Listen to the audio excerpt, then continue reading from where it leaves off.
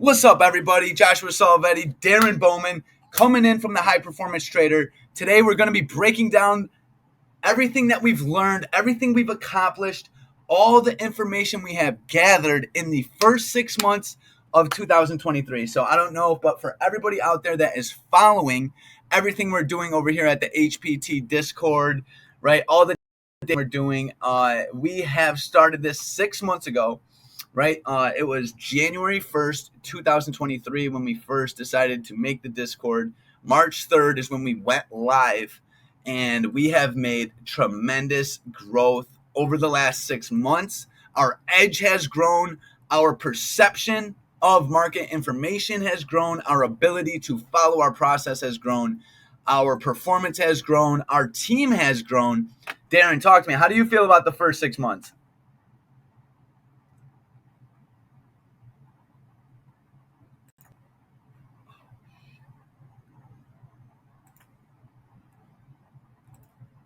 Last 6 months, and we said 2023 is our year. We're halfway through it. We've absolutely crushed it, but we got a lot to do still.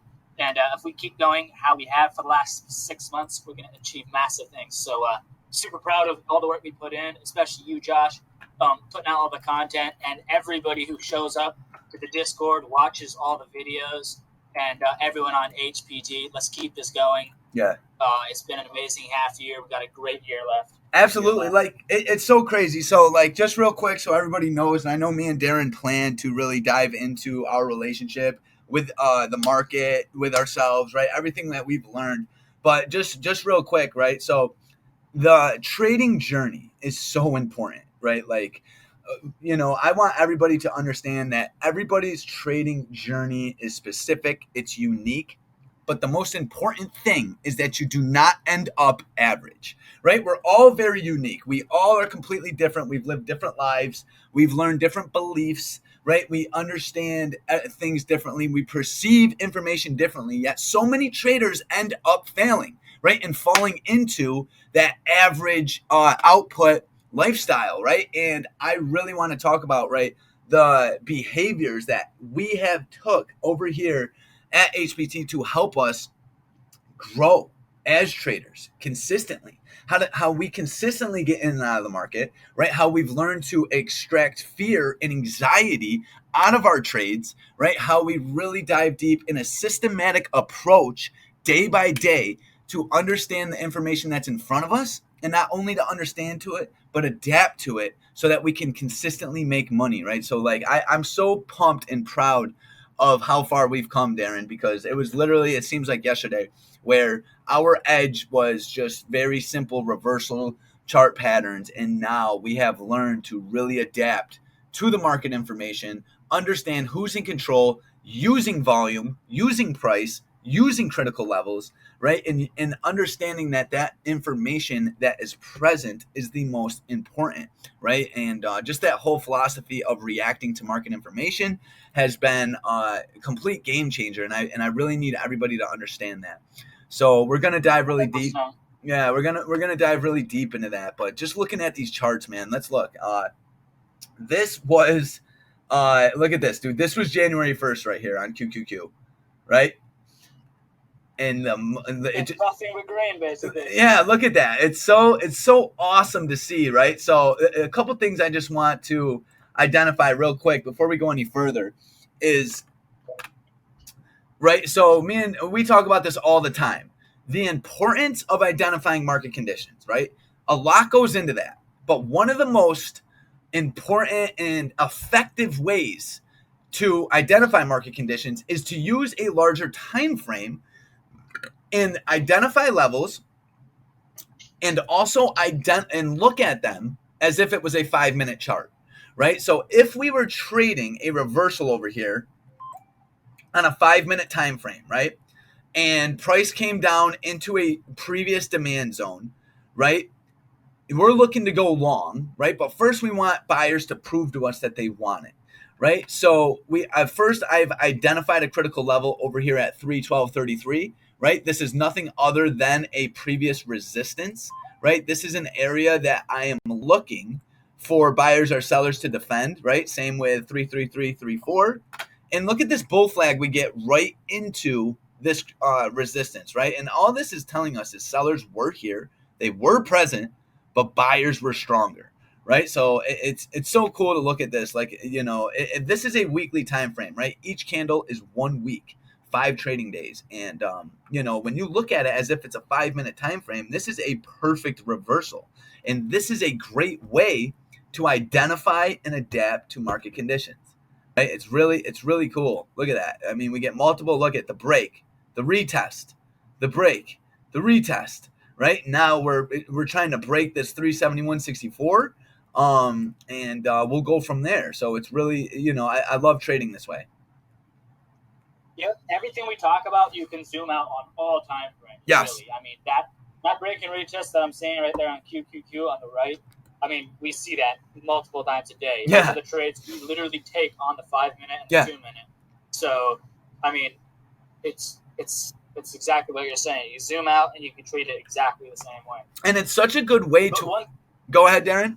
Yeah, Josh. One thing I wanted to say about our whole strategy, and you mentioned adapting to market conditions, but one thing that I think we've done really well in HPT is we've stayed consistent in pursuing. Sharpening our edge, but we've allowed that to change our strategy, and our strategy has changed as market conditions have changed. And I think one thing that I guess everybody on the Discord has noticed is we've been able to adapt our strategy as we learn, as we go through our journal and figure out what's working and not working, and our strategy allows us to adapt to conditions better. So if you're the kind of person who wants to have one strategy and stick to it for a whole year, it's not going to benefit you because you need to adapt to current market conditions. That's going to mean 1 month you have one strategy, 1 month you start favoring a new strategy. If you're not adapting your strategy over time, I don't think you're properly adapting. And you can see that clearly through our weekly recaps, Josh's videos, and just the setups that we're taking overall. And I think that has contributed massively for us to properly adapt to conditions. So I just wanted to say that because that was kind of like back to your original point in the beginning. No, Darren, you said that perfect. And I'm so glad you said that because, I mean, and what that all comes from, right, is accountability. So we talk about this all the time, right, where traders need to feel they are correct, right, where they are right, and whether or not this comes from growing up, it doesn't matter where it comes from, but this way of thinking can kill you. It killed me for years, where I needed to be correct. I needed my one strategy to work. And I think it comes from putting so much time and effort in learning it. And a lot of traders do that. And then they allow that mentality to keep them from success. Because if you're stuck on one strategy or one philosophy, right, and you're not willing to change it, you're not going to be able to adapt to market conditions. So the fact that we've been able to pull our ego out of it, to pull our ability to be right, that real satisfying, I'm right, I'm correct, I put in the work, I deserve it mentality, we've pulled that out of our trading. We've completely diminished it. Now, the way we look at the market is I need to identify profitable opportunities consistently, right? We've taken full accountability. This works, this doesn't. We've done this through T-Metrics. We've done this through journaling, deep diving, teamwork, right? Where we spend time together, especially in these weekly recaps, like you stated, talking about what works and what doesn't. And I agree with you 100%. That has helped us and led us to becoming so much more consistent traders, and not just trading, but in life completely, right? Like we're able to identify any situation in front of us and adapt to it. And that right there, my friend, is a skill that so many people shy away from, right? Because what it is accepting that you might not be right. Right? Your strategy, it may have worked last month, it may have worked last year, but it might not be working now. So it's so important, like you said, Darren, to be able to change that and to, trust your ability to change. And oh yeah, dude, that's a really good topic right there, man. It's really good stuff. Yeah. And Huge. that's what's making this Discord so well. I truly believe is the fact that we consistently show up. I mean, look at dude. This is month July, right? We're on the 7th month of the year, and the market has done well, right? But we have adapted very well to strategy, to price, to perception. We never let up. We didn't take our foot off the gas once. And yes, we're halfway through. And if not more than ever, now we are going to continue to push forward and just not let up at all. So, that's where we're headed on this year, and I'm extremely pumped. I think I agree with a lot with what you're saying, Joshua. I find that over the years that I was trading options and I was tapping into all kinds of different gurus and methodologies, indicators, stuff like that. And I would try them out and they would work for a time and then they wouldn't work. And Right. then I was basically strategy bankrupt, right? Mhm. And you lose a lot in the finding out Right. that your system isn't working. But so what you're saying is being able to adapt is really accurate, because I find that a strategy works for a period of time, whether it's weeks, months, or a couple of years. Yeah. And then the market dynamics change and you can't explain why, but they just do. And what you were doing before doesn't work. Right. So you have to change what you're doing. Yeah, absolutely. And Rob, I mean, you're a veteran trader. That has always, see, I've been training for a long time. It's irrelevant, but what's relevant is that we finally identified that it's not our ability. The most important characteristic of this game is to be able to accept what's not working and to move forward. And I love that. Like, I love that we're talking about this right now, because that right there tells me we have everything we need to consistently adapt to what's in front of us. Whether it's, our tool bag, right? Our strategy will never be bankrupt as long as we're able to look at this with a fresh lens and go, hey, this isn't working. What are we going to do now? And I really think the work we've been putting in with coming to these recaps, with the journaling, with the Discord, with whatever it may be, the reading, the subconscious mind, the just full responsibility over my actions, right? The market doesn't dictate my success. My consistent behaviors do. And that philosophy, right? Like, everyone talks about market strategy. Everyone talks about, our favorite setups. But how about the philosophy, right? The way of thought that it takes to be able to identify and adapt to any scenario. I feel like that's what really makes the trader. And, I really love that we've seen that, because a lot of traders don't. And, that's what gets me so excited about what's to come. I mean, whether the market stays bullish, whether it turns bearish, whether, we have a financial crisis, it does not matter what happens here. All what matters is our ability to identify and adapt to any scenario in front of us is really going to lock in profits, lock in consistency. And, and I like that, because if I put my faith in the market, that means the market controls the output, right? If I need, my strategy to work, or I need a bull market, or, I mean, we've talked about this before. I'm sure you remember, Rob, there's been years in the market where we'll just pull it up, where the S&P 500, look at this. Can you imagine? This is when I first started trading. I mean, this was pretty, I'm not going to say it was extremely easy, but it was a lot easier than this. Right? Because this is two different mentalities, right? When you think, all right, what works here is break off pre-market high, go long, break off pre-market high, go long, right? And then you come into these real volatile years where you're all over the place, you're up, you're down, the volatility is through the roof, right? This year of 2021 was challenging. And this right here, you're going to learn so much more than the, super bullish market. So now we've got all the skills that we've acquired through this year, right? Now we come into this year and see what the market's going to bring. And as you know, I'm not saying that the market's getting easier. I'm saying that we're getting better, and that's crucial stuff right there, So no matter what is in front of us, like that's, we're going to identify it. We're going to adapt to it. And, just keep building. What's been pivotal for me in seeing what you guys do is how we read the market. Right. Like a lot of traders have put their faith in, as I was saying, indicators, patterns, things like that. But one thing I've always wanted to know is how the market actually works, and that's where you guys have really turned the lights on.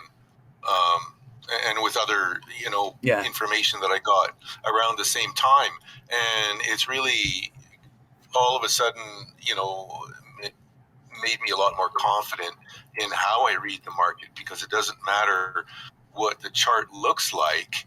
I know how to look into the chart, exactly, to what the traders are doing, what they're thinking, yes, what their priorities are, and what they're like how urgently they're getting in or getting out, right? And where they want to take profit, where they want to take a risk, that sort of thing. That all shows up in the charts, yes, and you can read that and then identify the price levels that psychology is working out. And it's so much more illuminating because it transcends, right, your reliance on different other different indicators that people have used over the years. And it's just so so much easier when you actually know and can see what's going on, right, in the price movement, right, the psychology behind the price movement.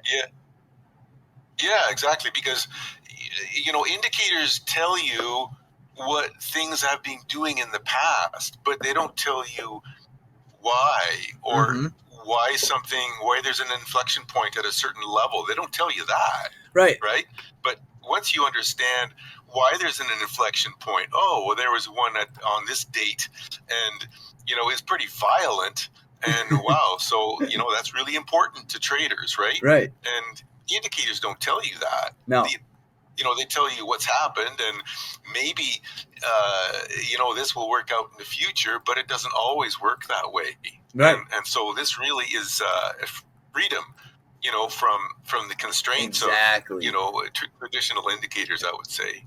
Yeah. No, and that is the goal. So I love that you said that, Rob, because all right. So I first read Mark Douglas's Trading in the Zone, Discipline Trader, and he really opened up to me, right? Because it was like a video game, right? And I see a double bottom, I go long. I see a double top, I go short. That was a strategy that I used that worked. And then I read in Mark Douglas, we dove deep into actually what these candles represent, what these chart patterns represent, which is nothing other than human behavior, right? So I think I've told you guys this before. If you guys look at your equity curve, whether it's profitable or not, right? An equity curve meaning how much money you're making on a line chart, day after day, month after month, you're going to see break and retest. You're going to see double bottoms. You're going to see everything we see here, right? So let that sink in. It's crazy. So you're telling me I could be all over the place as a trader because even if I was losing money, it was a downward trend of pullbacks. It was so crazy. And then when I started to become a profitable trader, and I learned all this through logging all my trades and all my P&L performance, right? So when I log a week, I put in my journal my equity curve. And you start to look at this. And even with taking money out of my trading account, I still get these break retests. I get XYZ. So now with that information now in our mind, when we start to see what's in the market, we go, all right, this isn't a video game. This represents human behavior. This represents beliefs and expectations, right? we got buyers, we got sellers, right? So now this trading setup is going to be a perfect example. So right here we have sellers in control. Sellers think the price is high, they want to sell, right? They believe they will make money on price going down. Buyers is the complete opposite. They believe they will make money on price going up. That's when the battle begins. So now you get some selling, buyers are interested, right? And now what I do here is identify a level on a chart that I want to see either broken or defended. Whoever defends it, I'm going to trade with. And this has helped me so much. I call it critical point analysis. And it's the part on a chart where the beliefs or expectations of buyers or sellers comes true. These are the areas you want to be placing trades. These are the areas that you want to trade with smart money. Because, right, we've talked about this before. We cannot control the market. Smart money can. We need to trade with the overall collective mind of smart money. And when I say smart money, I mean, people that move the market. So what I'll do here is I identify two spots, right? Two resistances, and then a support or a demand zone.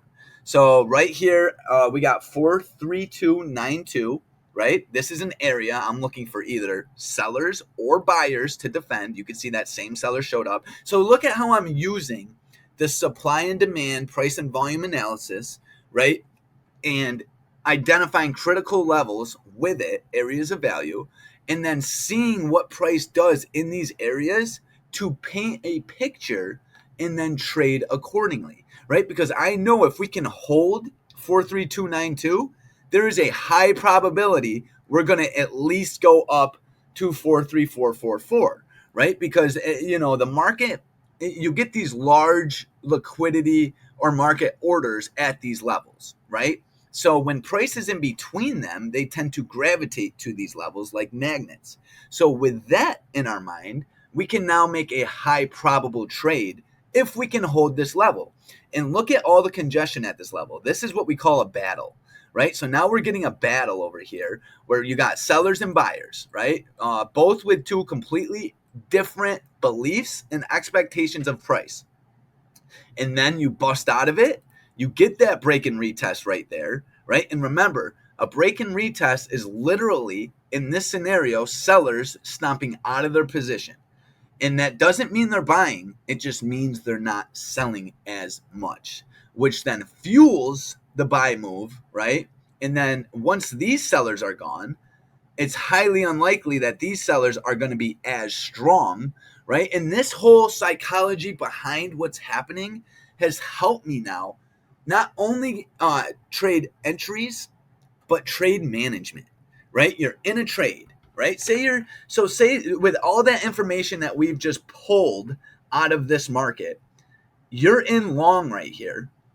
Why stop? Why just take profits right here, right? What's it going to take now, understanding the fact that sellers that were in control here are now not in control? If they're not in control, buyers probably are, right? It's either one or the other. And then so now I've been able to let runners run. I've been able to add to positions because now I actually understand what's in front of me. Like you said, Rob, I love that word, freedom, right? There's no more.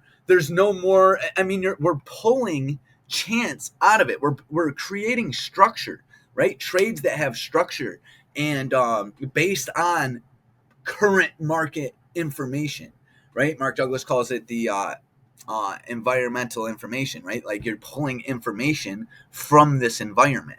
And that whole way of thinking has been game changing. Because like you said, Rob, we don't rely on any indicators. We don't need them. I honestly, truly believe indicators hold you back so much. Not only because you need to rely on them, but they're mathematical equations. Yes, the market is a numbers game, but as far as it being a mathematical game, I think a lot of mathematicians have tried to figure out the market and couldn't. From what I believe, it's just a massive human behavior in a battle between buyers and sellers. And if you can learn to be patient and sit sideline and wait for a critical level to break, you will have such an edge over this game. Like it's you know, it's it's amazing. Yeah, I love the setup that you got right here, because And then look at because it's different as the setups that we used to take in the past, where Right. like we wait for a double bottom. Those double bottom setups, we tend to like them because they're easy and not complicated. Yes. And it's almost like a crutch. yes. Like we depend on them so much Yes. that we think that we can place our trust in them. Where in reality, what we need to be putting our trust in is our ability to tell. For example, on this on 26, the beginning of 26, I want to put my trust in the ability to read these candles and identify, okay, buyers are strong here. They are going to take us to the next level if we break this level. Right. That's what I want to put my trust in, is my ability to read this price action and tell what is actually happening there. Obviously, using that critical level created the day before, Yes. and then identify that move to the upside. Whereas, like before, I would just wait for like some easy setup, like a double top Right. right there, and Right. then I would be like, damn, it didn't work, and then I would probably still be in a better state of mind for the rest of the day. And it's and not only that, right? So say you go for this double bottom, right? You are getting in a trade based only on one pattern, right? Instead of identifying a critical level, right, and going, hey, sellers defend. So you hop in here. There's still a high chance sellers can hold this, and price just goes lower, right? But if you wait in this way of, and what I love about this strategy or mentality or philosophy is it makes you wait for the best move, the most trending move of the day. I've noticed through looking at my journal, there's no more like super quick scalps, right? My trades lately have been trending. I've been capturing much larger trades because if you look, there's usually at least, what do we got, the SPY here? There's usually at least a $2 to $3 move every day on the SPY. And I'm not saying quick scalps are bad, but I want the most probable trade, right? I want the trade that has the highest probability of working in my favor. And usually that trade is after a critical level is broken. And that point we talk about where the buyers in this scenario, their beliefs have been reinforced here, right? And you want to trade with those people. You want the people that won the battle, right? Because they have the momentum, they have control, right? And you want to get in with them. And it's been so much better. And then, you know, and what I love about this is what we identify on a small time frame works on large time frames. So now say price looks like this, right? And we're doing our pre-market analysis. This level right here at 43444 is a critical level. If price can come down to this, I'm expecting buyers to hold it. If buyers don't hold it, I'm expecting sellers to have massive control. So now I'm letting the market tell me who's in control versus guessing who is in control, right? That's the difference here. And then, I mean, look at that. Price literally comes right into it, right? You get multiple rejection candles. This is a perfect entry. This is a highly, this is a break and retest with a span of 3 days. And then you capture a large move up to yesterday's high. I mean, look at that. That's why, like, I'm sure you guys see my pre-market analysis. I keep it very simple. I identify some critical levels, and I'm looking for a move in between them, right? Right here, you get a perfect retest, and then you get a rip right into previous day high. What's that? A $3 move or $2 move, a slam dunk. And then you get another double bottom there. And, it just helps you understand so much who's in control and trade with them. I love it. And then look, and then we still have that critical level over there at 43675. And here's the battle, right? Now that battle again. We're getting that battle again. And then we hold above it well. And then look at that run up we get yesterday. It was insane. And, this is literally reinforcing that buyers want this market. They're in control, and whatever or why ever that may be is irrelevant to us. Our main goal is just to identify profitable opportunities, and I feel like this is the best way of doing it. I mean, look at things become so much clearer after right after looking at it that way. And now what's so awesome is now we log this every day. We journal this every day. Every day we now and what this does is just builds conviction. We now are building a house on rock, right? Versus, like, I look at my journal from the past, it was a house built on sand. It was literally just trades all over the place. And this is where the importance of journaling comes in so much. Like me and Darren this week, we were journaling thoughts and emotions before trades, before the bell, after the bell, during the trade, after the trade. So now we're, and I'm working on a really good trader boot camp video on trading metrics and journaling, because that's literally the it's the most important part of becoming a successful trader is accountability. And you don't often get to tap into the state of mind or perception that you are in when you're in a trade, right? The anxiety, the fear, the question, so,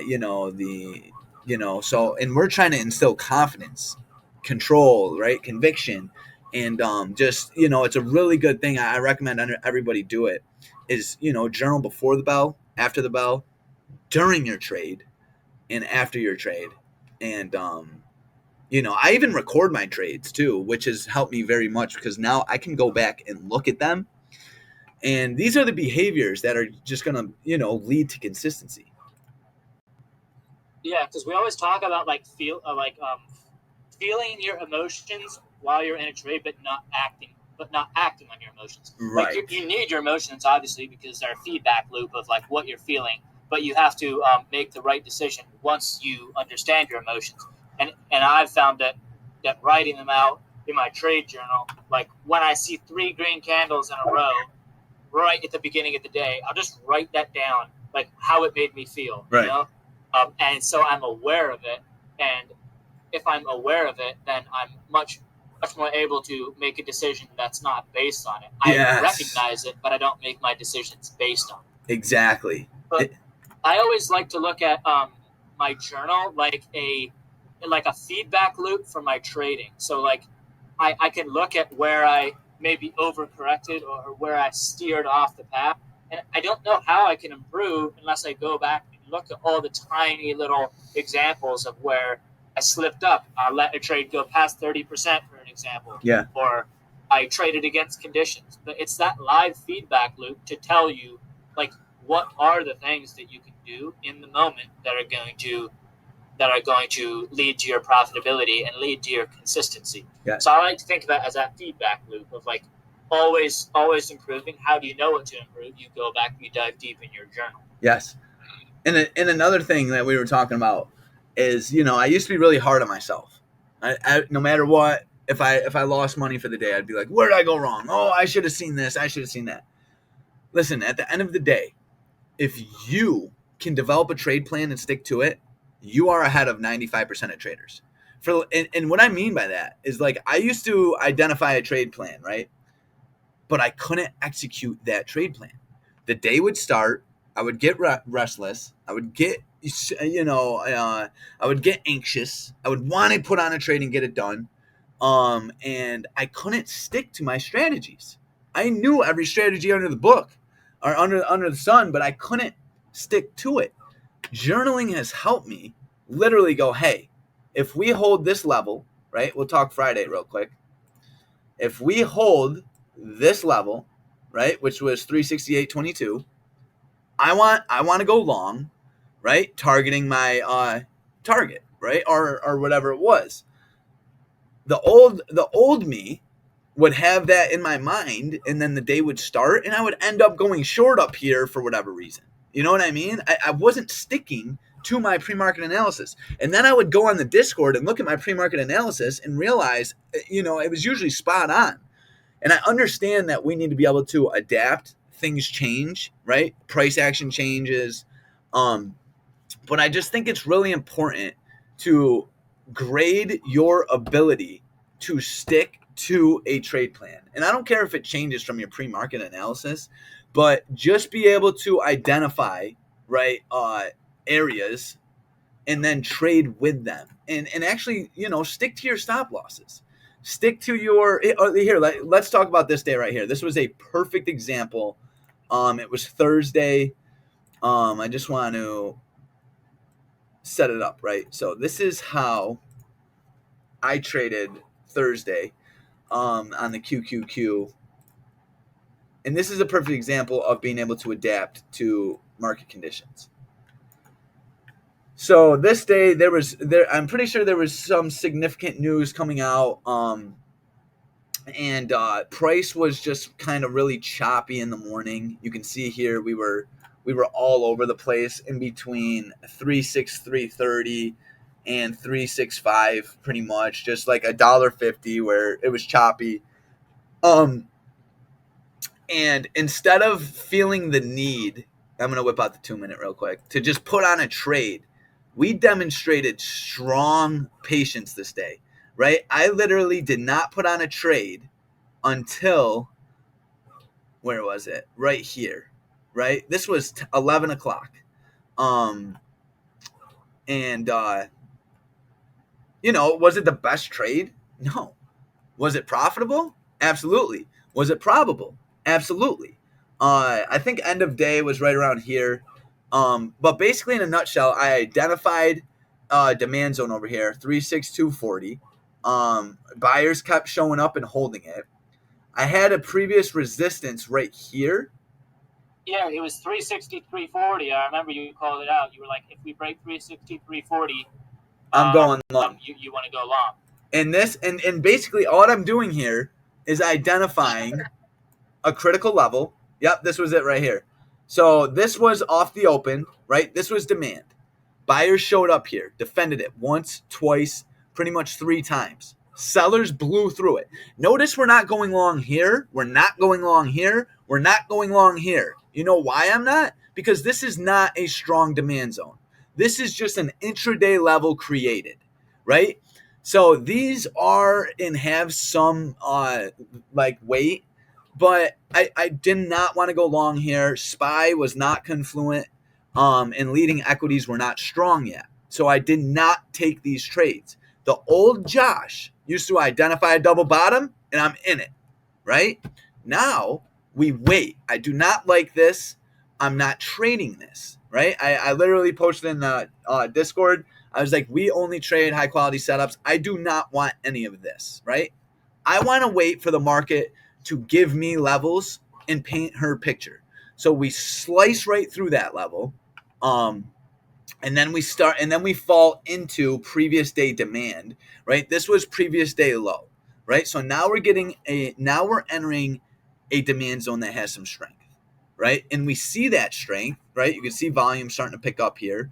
And buyers are defending it.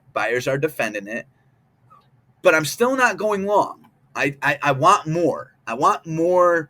I want the picture to be more detailed before I go long. So I identify this level right here, right? And if sellers continue to defend it, that's telling me to go short. But if buyers can defend this, I like longs, right? And buyers defended it right here. Look at the volume. Volume started to pick up right here very well, right? I actually went long on this candle, right? Because we broke past this level, retested it. This is when I went long, and I literally targeted right here. What is that? A $1.50 move, right, to the upside. Not the prettiest trade. Not the most, look at this perfect trade, right?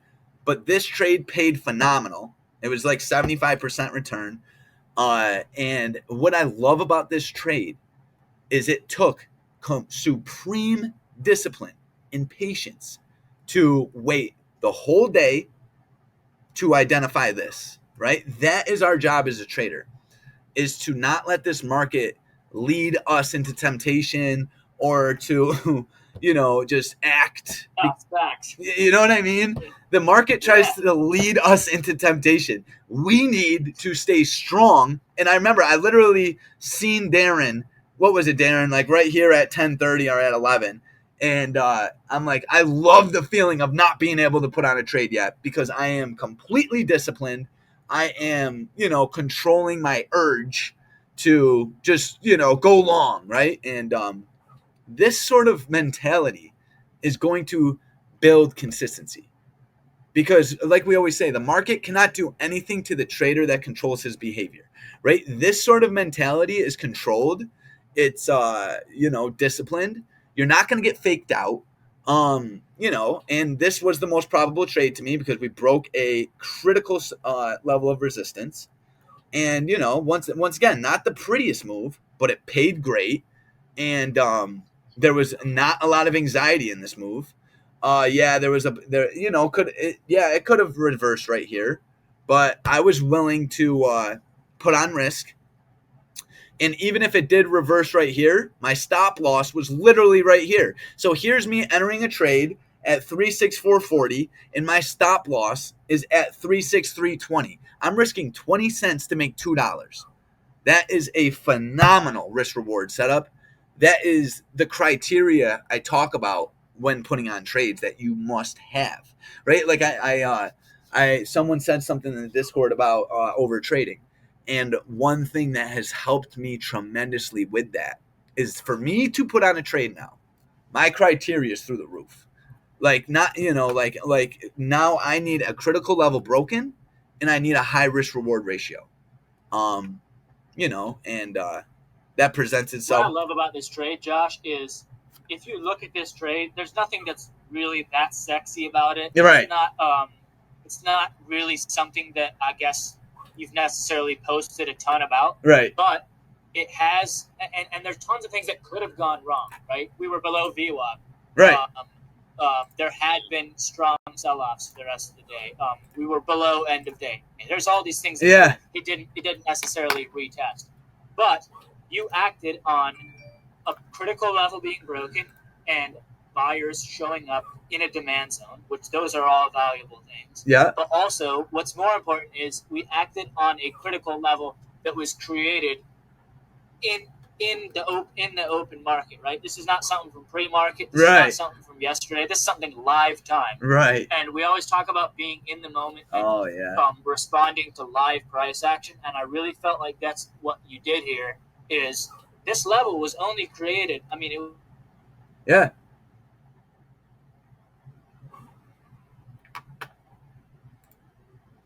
Uh-oh. I think we lost him. Yeah, we did. Darren, I lost you, buddy. That's okay. He has a very good point right there. There you are. Got you back. You looked at volume. You had that demand there, and then you made that call. I think those are all things that we can take to even days that are choppy like this one. Yep. We can take that and we can extract out a high probability setup exactly like you did here. Yeah, exactly. Right. We're not taking. I love that you said we don't. These aren't pre-market levels. These aren't other day levels. They're not sexy demand zones. Right. They're literally intraday. Right. And this is literally the epitome of being able to identify conditions right in front of you and adapt to them. Very good point, dude. And that is the type of mentality and philosophy and mentality that we need to get in and out of this market consistently day by day. If you go into every trade like this, the market can't hurt you. The market cannot hurt you. Like if you control your behavior and you know what to look for, the market can't hurt you. Like I had this issue for a long time where I let the market generate fear, anxiety, but I gave the market that control. Then I learned the market only generates opportunity. That is it. It only generates price action. It generates money. We generate fear. We create anxiety. We believe that we could lose money, so we're all afraid. And I'm speaking for myself, and I'm sure other traders. I used to be like, oh, I'm not sure what's going to happen today. And I still don't. But one thing I promise you that won't happen is I will not act irrational. I will not just hop in stupid trades, right? I can promise you every day I am going to do my best to identify the most probable setup and keep a tight stop. The market can't do anybody with that mentality. The market can't hurt you. The market can't, you know what I mean? So once you start to realize that you are in control of your outcome, you're not in control of price action. You're not in control of a lot of things, but you are in control of a lot of important things. And that is what you're willing to risk, right? How much you're willing to put on, and your criteria of getting in a trade.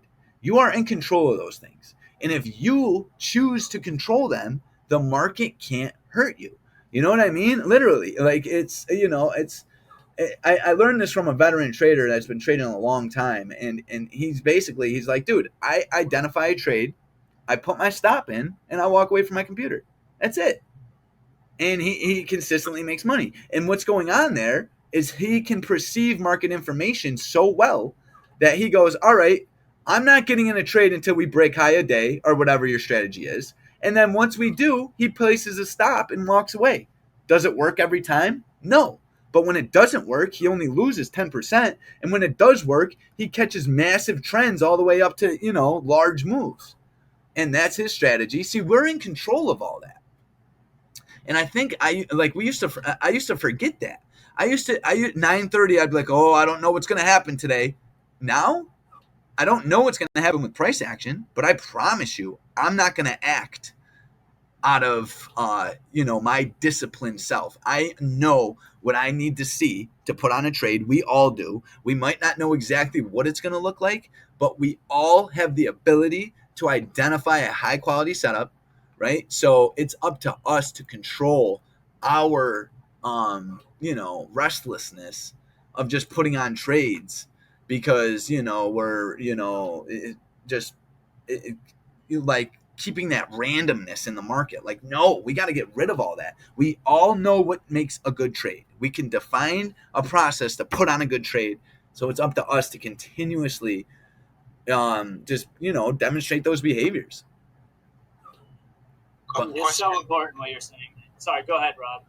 Yeah, question, Joshua. On that last trade that you exemplified, did you use your 1 minute for the retest, or did you not wait for a retest at all? I love that question. Hold on, let me find. What day was that? Shoot. I asked him the same question. Yeah, right? He did. Hold on. Yeah, well, right after I did it. Yeah. So hold on. What day was that? I told him on it, but yeah. Oh, it was this day. No, it wasn't. Hold on. Shoot. How did I lose it? Let me see. Hold on. I think it was Friday, wasn't it? No. Just this last Friday on Qs? No. Are you talking about the one that I just had open or yesterday's? Yeah. Hold on. The last one. Okay, hold on. No, okay. QQQ. Thursday or Friday. Yeah, it was this week. So hold on. Let me just pull up the 2 minute time frame.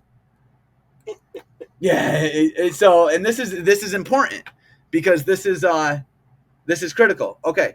So on the 2 minute time frame. There you go. Yep, here it is. So what I did here is identified a level, right? Yeah. And my risk reward was so tight here that I was willing to literally just put the trade on and just accept the risk, right? Now, so are you saying that you put your trade on as soon as you saw price break above the last high, which was just a few ticks above that level? Yes, right. Oh, okay. I got you. Right when price held above here, this is when I entered the trade. Right. Okay, I got you. I would have done the same. Yep. Okay, gotcha. And that's one thing I actually picked up from Todd that was monumental. Was does this work every time? No. But when price can hold above that previous resistance, right? And I love seeing that wick right there. That wick right there is everything to me, right? Because if that means then the sellers are stomped out and buyers are in control. So that was That was the entry right there, and my stop was super close. Now, me and Darren dived into this a little more, right? Because what happened this day is I ended up getting out of this trade like right here. I didn't wait till my target, right? I captured like a dollar move, and like I said, it paid well. And because anyone that trades options knows, if you're trading 0-day at 11 o'clock, the premiums rip very fast. So I was able to lock in like a 60 or 70% return, and I was like, Darren, why didn't I wait for my target? And he had a really good answer. He goes, dude, there wasn't a retest. It wasn't it wasn't validated, or it wasn't proven. Buyers didn't prove they wanted it that much. So you hopped in, it moved up, you took your profit, and and that's what I love about teamwork, because that's something I can't see. I can't see that in my own behavior, right? I'll be like, oh, I was just being a bitch and took profits early. And Darren's like, well, you didn't really see the retest that you like to see, in that, subconsciously you're not this confident in the setup because of that. So Exactly. Josh, you took the you took the long when the green took out the previous red. yeah, I took the long right here on this candle. So this green knocked out that red, right? And then it came down, retested it, and then it started to go. And I probably because right here I'm writing in the Discord going looking for longs above 36384. And as I'm writing that, it comes down, tags it, and then I got my finger on the enter button because I don't want to throw bad info in there. You know what I'm saying? So then it rips.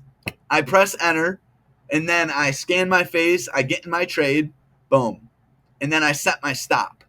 And my stop is literally, and Todd, I use that methodology that you taught me, where my stop's gonna be probably right here, or right after this green candle, because if a red candle can take this green out, it's wrong. Right. And then it's invalidating. If it does go there, it's invalidating the reason you got in. Exactly. And that is right there. That means our trade plan didn't work, and we're out. And then that volume came in, and we defended VWAP, right? And then, and one thing I'm learning is not to let these candles freak me out anymore. The way I trade this is I'll have the 2-minute up along with the 5, and that kind of helps me get an overall idea. Hold on. I keep moving. Yeah, you can't let the little red one scare you away. Right. Yeah, I used to do the same thing. 620. It's this day right here. Exactly right. Hold on. In the 5-minute, because it's like we were talking about earlier, where we need to be able to tap into what's going through our mind when this stuff is happening. That's why journaling, even if that's writing down on a piece of paper the emotions you feel during a trade, I highly recommend it, because think about it. Your brain, the way you perceive market information while you're in a trade is completely different than the way you perceive market information when you're not in a trade, right? That's due to whatever it may be: fear, anxiety, uncomfortableness. This is when we have to be brave, and we can't be ashamed of the fear.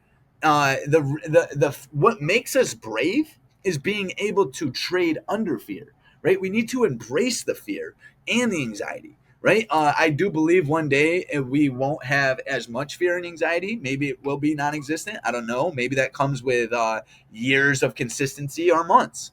But right now, I'll be honest. When I enter a trade, there's fear and anxiety, and so what I'm doing to face that is to journal the emotions. And I think, Darren said it. If you know what emotions you're going through, you can now expect them and kind of, prepare and go, hey, yeah, I have anxiety right here. So what? You know what I mean? I know this trade plan. My stop loss is right here. It is what it is. Whatever happens, happens. So what? And, but back to that whole 5 minute versus 2 minute. 2 minute I use to really dive deep into detail. 1 minute's just way too much. I think we've all agreed the 2 minute works really well. But I'll leave that 5 minute up, and then whatever, when you get a nice, probably 70% green candle, that really solidifies, hey, buyers are here, they're in control. The candles you want to worry about are like these. These are almost like, hey, get out. And this, it helps to stay in your trade longer. I've definitely seen a lot more ROI on my trades using the 5 and 2 minute. But I'm just looking now at the 5 minute and the 2 minute, and it looks to me like that candle that was approaching that level, that 5 minute candle, probably looked red right until the last minute. Look, yep. The first, it looked red, and then the very last candle there, I'm assuming 11:04, that is the one that broke that level, and then bam, yeah, it did a tiny little pullback. Yeah, and the next candle was green. So that green candle looked red initially, all the way until the very last minute, and this is why you need to wait for that 5 minute candle to close. Plus, it solidified that that little bull flag under that critical level there that we identified from that break and retest to the downside before. Yes. I mean, on the 1 minute you'd be able to see it. It's a tiny bull flag, but yeah. I mean, it's higher lows after that strong buying out of demand. I mean, yeah. And I think it's a lot of things lining up there. And we talked about this, right? So say you're looking to go short right here, and you start to get a nice red candle, right? This is why identifying critical levels and what happens around them are so important. Because I used to be the trader that would take this break and retest to the downside, right? But I didn't for multiple reasons, right? We had demand. We had XYZ. SPY was actually well above end of day right here, right? There was a lot of other factors keeping me from going short. But what you just explained, Darren, was literally being able to perceive market information in live time unbiasedly. Because if you were, going, hey, this is a red candle, I'm looking to go short right here, but didn't wait for that 5 minute to close, you would have gotten 8 and up, right? And yes, sellers came in here, but buyers prevailed. And it's so important to go into every setup unbiasedly. And that's another reason why I love the way we're trading right now, because we're literally able to go, hey, whatever happens here, if this candle closes bear, if it closes bull, no doubt I'm going to trade with the information that's right in front of me at this moment. And that, I think that's so important, because so many traders can assume just because this massive red candle's here that the day's going to be bearish. Those are the traders that are going to keep looking for short setup, and then get stomped out. It's really important to be able to see what's in front of you unbiasedly. And I know we talk about these things, but how do we implement them? This is how we implement them. Being patient and letting the market paint its picture has literally been just a game changer. Like, we've seen it constantly this week. I mean, look at this. SPY was also making higher lows and basically couldn't close below pre-market low and end of day, which is also a good sign. Yes. On that day. So I don't know if you were watching that at the same time, but that's also something that would have added to the confirmation there. Yeah, SPY was definitely showing us a lot of bull material. This day was pretty good day as well. This day was pretty wild. Let me see which one did I trade? I think it was QQQ. Let me see. Could have been SPY. Let me see what SPY looked like. 628. I mean, SPY, it's so crazy. Like we say, everything changes. SPY had tons, way more. Oh, yeah, it was SPY I traded. So SPY has had a lot more strength than QQQ. They both demonstrated great opportunities, but it seems like yesterday, and I'm sure it was last week, that SPY or QQQ was way stronger than SPY. So, I mean, just let that sink in. It doesn't matter what happens today. It can change. What matters is our ability to trade with the overall market conditions. Now, I traded SPY this day, and once again, that break and retest level was critical on a larger time frame, right? This area where demand or supply turned to demand, right? We broke this level right here. So this 434.40 area, right, was previous resistance, broke past it prior day. Now these days I love. It's as simple as identify critical level of the break and retest, and then the previous day high, right? I'm trying to capture the move in between. What do I need to see buyers defend this break and retest? And now this is where our demand rejection skills come into play, right? Because if you can take a step back, identify a break and retest on a much larger time frame, right? Where supply now turns to demand, right? Just like if this was a 5-minute a chart, how do you want to trade this, right? You want to see a demand rejection at this level. And that's literally what happened to a T. That is why I didn't take the market short off pre-market low. Because obviously that opportunity presented itself. Didn't take it. Instead, I wanted to see buyers show up here and look at the candles, dude. I mean, we're talking 30-cent wicks. 30-cent wicks. That's crazy. These wicks are 30 to like 35 cents long. That's buyers defending critically. But this is the level I identified here. I wanted to see buyers break this level. And literally they broke it, and they came down, broke below it. But once we got above this level, this is when I was willing to take the market long, targeting previous day high, which we got. And then we even, once again, probable trade. That's it. You know what I mean? You guys were talking about the stop loss and how setting your stop loss was so important, and I'm just starting to get around that. Like in your example right there, where the day starts off with price kissing demand, I would normally wait for the 5-minute candle to close and then just enter at the first tick above the top of the 5-minute candle. But that would give me a risk reward ratio of say 1-to-1 to my next target, which might be overnight high or an FEG or something like that. And it would just kill me because it was just way too pale for me. So what I'm deciding to do is wait for price to come back after I've got my signal candle.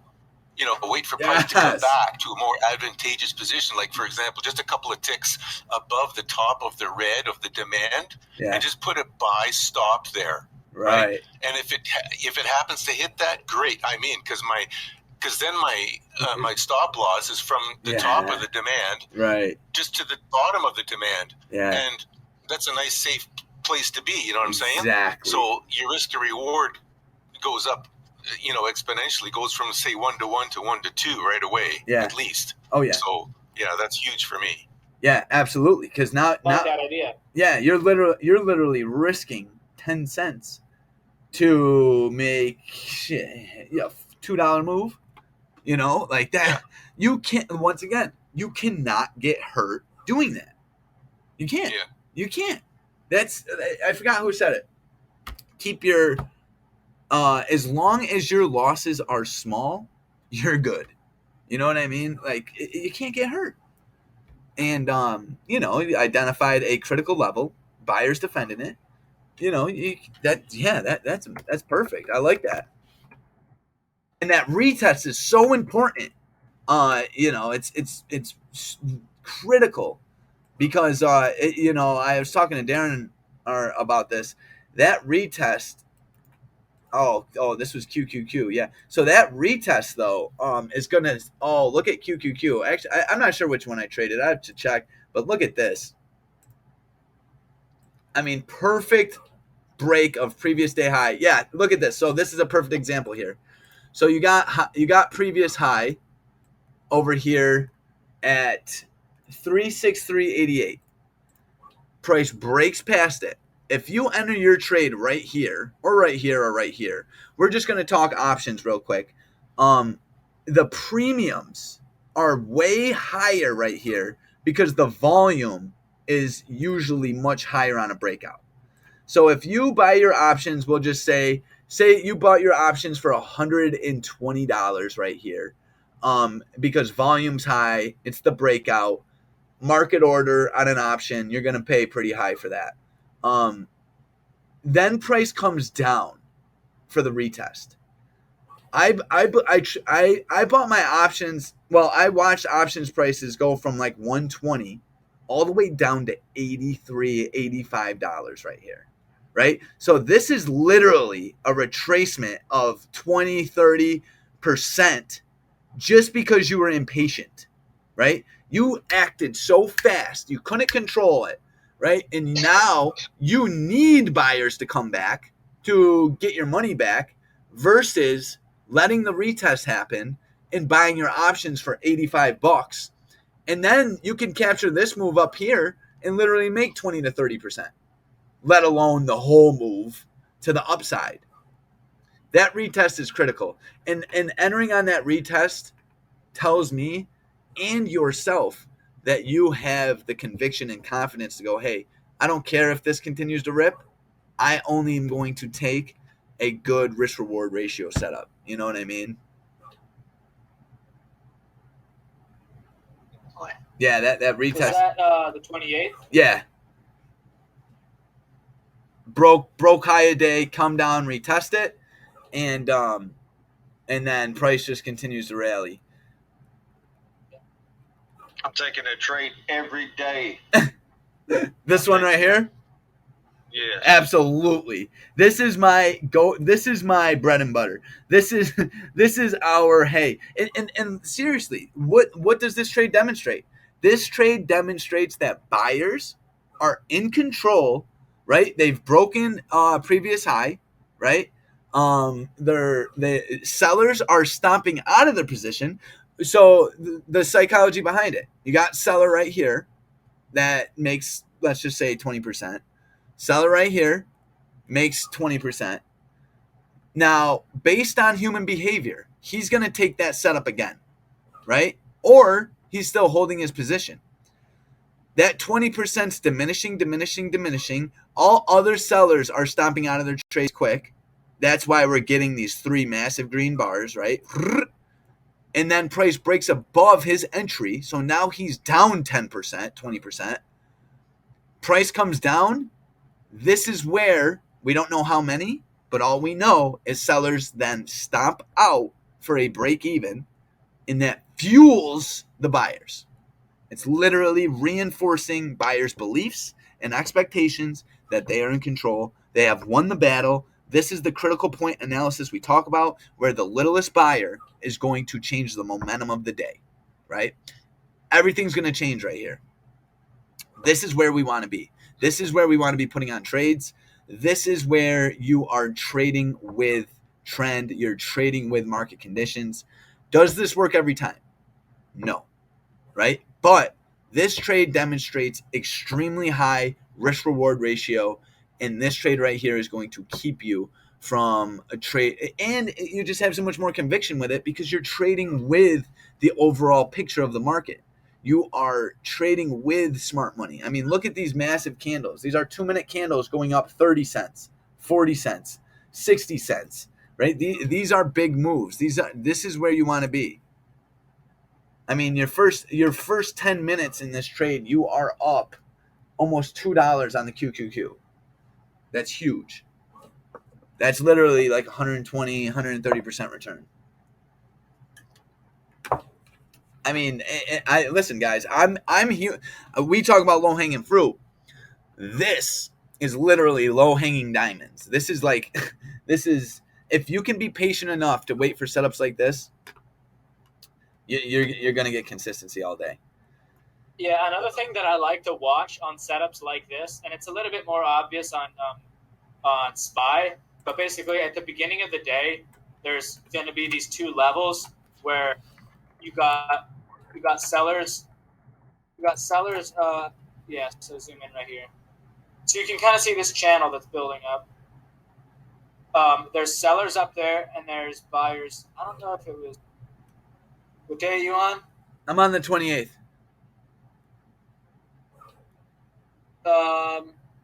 I was looking at 29th. Okay. I was looking at 29th. It also kind of did the same thing. But you have, at the beginning of the day, you have like, for example, 437.18 is like kind of a level where sellers are stepping into the market. And then you have 436.26 where buyers are stepping in. So you got this kind of like channel where there's orders sitting at the bottom and the top. And then it breaks out of one side. And then all of the buyers will stop out, providing liquidity, and then it will basically reverse and go back up. So it'll like break out of one side of that channel, and then it will reverse and go back once large money has gotten the liquidity that they need to enter their positions.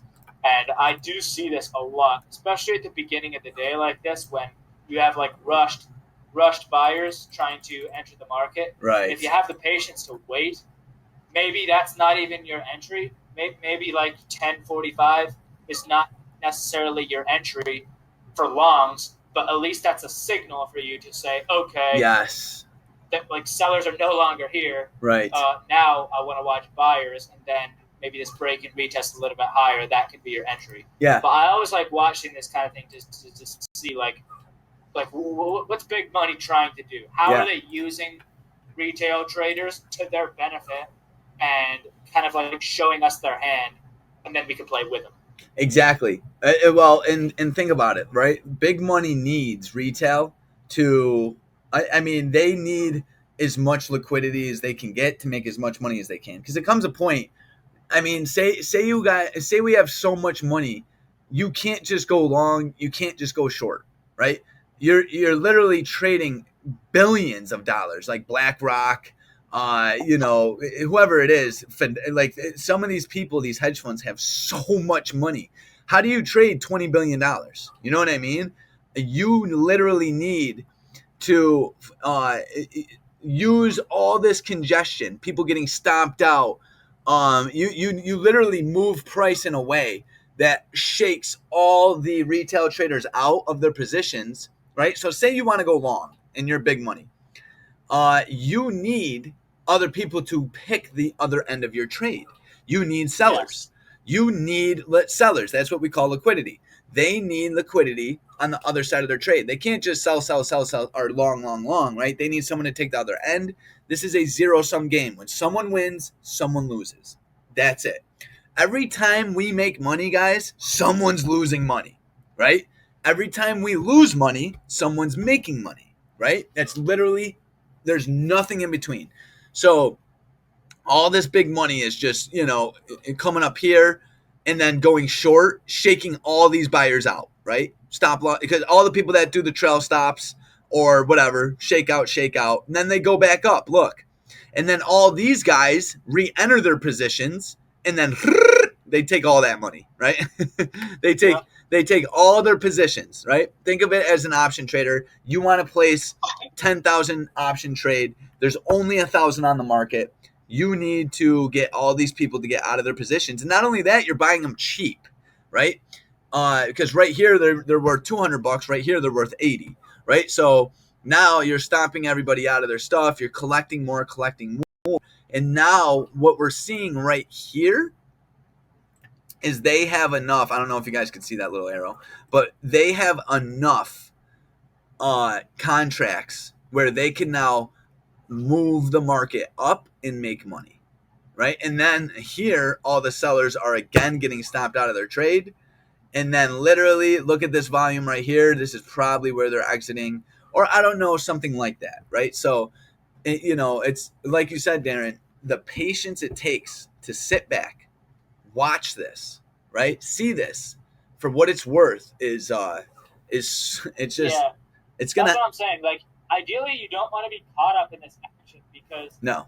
I mean, even if you do have a trade on during this time and you do get a good entry, if you have money on the line, your emotions are in play, and you're not necessarily going to be able to see the price action for what it really is. Right. But if you do have patience and you kind of raise your standards for what you need to see, you don't have any money in the market while this is happening, so you're able to read price action Exactly. and you can understand it way better when you don't Exactly. have trade on. I'm sure we've all experienced that. So I don't know. This is just another example of like how patience and waiting for the market to paint its picture, maybe spot large money, it's just going to help you like identify what's actually happening. Absolutely. I love how you said that. If you don't have money in this right here, you're gonna visualize it properly for what it is. That's it. I get caught up in that. Like, don't get me wrong. Oh, absolutely. I do. It does happen from time to time, but I've just noticed that when I don't place trades during that time, I'm just able to see it for what it is. You know? So I want to talk real quick. Look at this head and shoulders, right? Or whatever you want to call it. You got a left shoulder, you get a double top, you get a right shoulder. Extremely bearish, right? What kept us from going short here? I don't know. Maybe it could have been a lot of things. Risk to reward. Right. Okay. My target would have been too the tight. low of day, basically, and So- that's just not good enough. Right. So now we've identified a bearish chart pattern. What's it going to take to prove to you buyers want this? Right? Oh, boom! I see where you're going with that. So now Yep. I'm thinking bearish. I don't take it because my risk reward's not good. Then buyers rip, blow past this critical level. This is right where we get in the trade, right? Because now, Yep. if we can hold this previous supply zone here, right? If we can hold this, that's telling me sellers are not as strong as they think. They got a loud bark, but a weak bite. And that's literally how I looked at this. And then it was pretty much, okay, I'm long. My stop's right here. I want a target high of day and then pre-market high, which is literally Yep. how that It's played. everybody's beliefs about that head and shoulders. Yes. Slapping them in the face and being like, yeah, that's not happening. Yes. And then realizing that and stopping out. Exactly.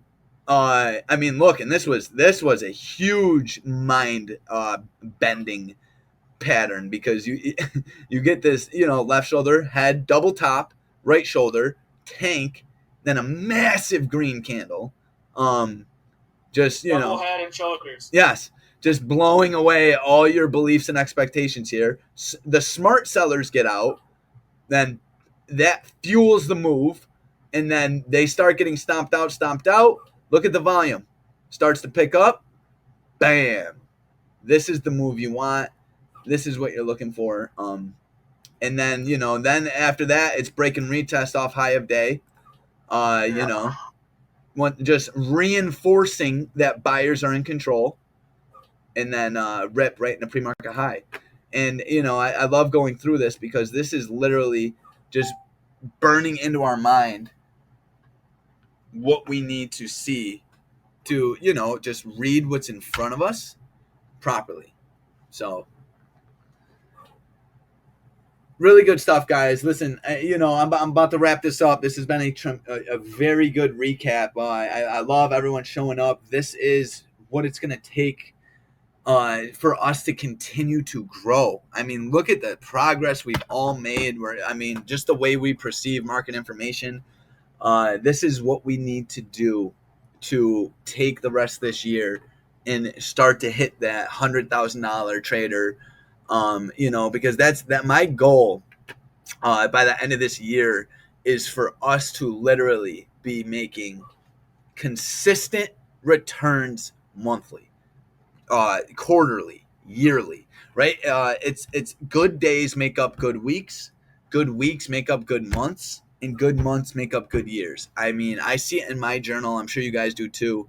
But this way of thinking is the way to become super consistent, right? And I just love seeing that everyone's understanding what we're doing. It's we, like I've said before, we earned this perception of market information. Like, this isn't just, and no one can just look at a chart and see what we see. This comes with a lot of journaling and losses and overcoming, right? We don't let those losses define us. We overcome them, and we, and we're in the right direction. I absolutely love this. So, coming into some big resistance looks like too. Start off the week next week. yeah, and that 4,500 on the futures is going to be huge. Yeah, and now let's talk about that real quick. So, yeah, look, Todd, I have it right there. So, I mean, so check it out. This level, right?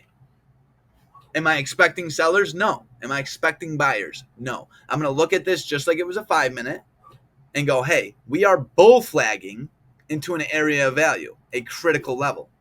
I want to see what happens. I mean, if we could break this 4,500 level, there's no doubt about it, we're going to see 4,630. I don't know if you guys looked at this. Check this out. Look at the monthly candle. Look at that.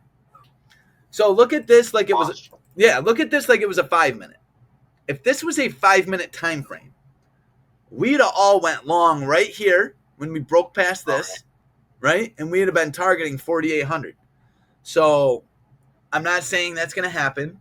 I'm just saying keep your mind open. Just because we're going to resistances doesn't mean sellers are going to be there or win the battle. They could, absolutely. But just keep in mind that what's most important is identifying critical levels and seeing how they trade, right? Because it looks like we're getting a break and retest off this high right here. And what's crazy is the future in the ETF is different. The ETF, this looks like a double top. That future just kind of looks like, I mean, that's a break and retest. Or I don't know, maybe I have it drawn a little different. But at the end of the day, this could be good. I mean, and no matter what though. What level were you looking at as resistance? 4,500. Okay, yep, I see that. Yep. Showing up on the weekly pretty good. Yeah, right there. But look at the difference of the candles though.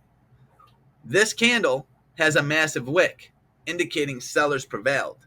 This candle's engulfing. So, once again, that doesn't mean a lot, but it does mean buyers are here. They're ready for the battle. They have their shields. They have their weapons. they got sleep. They're ready to go. So, we got that first little wick. And then we got that week where sellers tried, and this level over here at 43.74 was defended, and now we're starting to flag in this area of value. And once again, what we do, guys, is identify levels and see what happens. The way I'm going to go into this is this level right here at 4485 is pretty critical. I want to see us hold above it, and then maybe retest up here. But if we start to fall below this level right here at 4474, right? If we cannot hold this level, that's telling me sellers are pretty in control, and we can come all the way down to our next move. So, yeah, just that whole mentality of I'm not going to predict shit. I'm just going to sit and wait and see what happens is important, because once we try to identify moves before they happen, it could get ugly. But I can't believe the market's just reacting as well as it is. I mean, this monthly time frame really hit me hard. This right here is because one thing we'll see, and we seen it on Friday. Real quick before we go, I took longs on QQQ on Friday, and boy, this was uncomfortable. I mean, there was a lot of I mean, look at all this large money gathering, just getting everybody to stomp out of their position here. Look at this. So price was bullish above this 368.22 level. This was when I first took the market long, and price went up, bull flagged, right? And the volume was extremely high. These candles don't do it much justice. We were getting a massive range on these 2-minute candles. Look, I mean, this range right here is literally 60 cents, right? So, I mean, futures, options, I'm sure it's pretty similar. But this is a range right here of 40% return, like 30% return, right? So if you're up, I entered on this candle right here, right? So I'm up about $1. Let me see. Yes, I'm up $1, right? I'm up around 70%. And then this happens. Now I'm up 20%, right? So this is this doesn't look like much, but this is going to affect your mentality. So, because now you're faced with, okay, I'm still up $400. Do I take this and go home, or do I stick to my trade plan? And literally, I stayed in the trade, and I traded the news that morning. I was done at pre-market. That was a good one. Oh yeah, you traded that right there. Yeah, they had some kind of numbers, Michigan or some kind of numbers CPE, CPE numbers were better than expected, but this was uncomfortable, right? This is super uncomfortable. Breaks high of day, comes down, looks like a fake out, and then rallies. So it's like we were talking about. You put risk on the table. I'm long here, my stop's here, and then and understand that smart money is going to try to fake you out. They want your position. They want your position. And then so I'm trying really hard lately to go, hey, the 1 hour's telling me this, right? I want to stay in. This is because it looked like this at the time. So I'm like, listen, I'm staying in this trade, because I see us going a little higher. My target's up here, so even though price action looks wild on the 2-minute, just get comfortable with being uncomfortable. And, is what it is. So on that point, or on that note, fellas, our first 6 months went great. I feel like we're in a great mentality and state of mind. Let's keep this up. Let's keep working with each other and keep showing up, keep putting in this work, and reach our dreams as traders. I really think we could do it. Hell yeah, guys. Solid recap. I'm going to do a plug for my little journal that I threw out in the resources. I basically put down all the things that I use to journal every day, what I did right, how I could improve, did I follow my trading strategy, and grading my performance. So check it out. I printed out a bunch. Yes, it's really good stuff. It just helps me because a lot of times I don't know exactly what to journal about. But if I have things that I can fill in, there's just a higher chance that I'm going to put like all of the critical information on that sheet. But check it out. Let me know what you think, and maybe I can make some improvements. But solid recap, guys. Shout out to everyone who showed up on 4th of July weekend. You guys are real ones. So, but have a good weekend, and catch you guys all next week. Yes. All right, fellas. Yeah, have a great weekend. Thanks so much for the whole thing. Absolutely. Where are you posting that at, Darren? What channel? It's in resources. Resources. Gotcha. Yep. Yeah. Thank you. Yeah, no worries, guys. Have a good weekend.